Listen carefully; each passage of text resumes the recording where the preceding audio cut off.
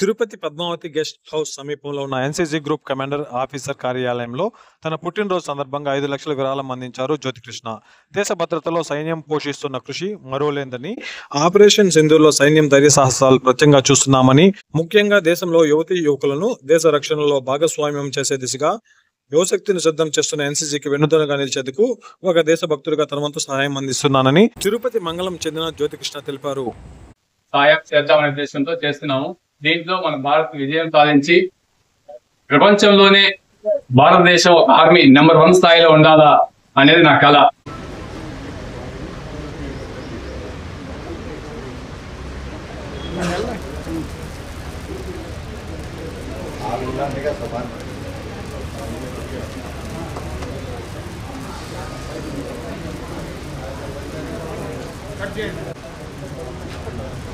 ఇట్లా చూడండి.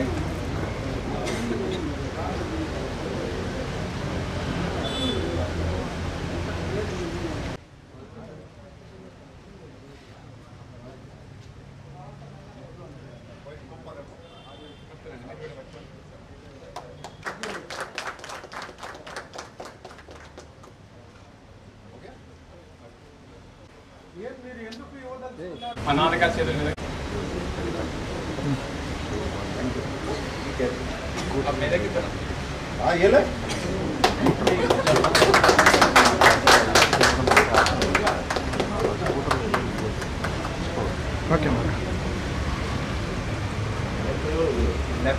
పిల్లలకి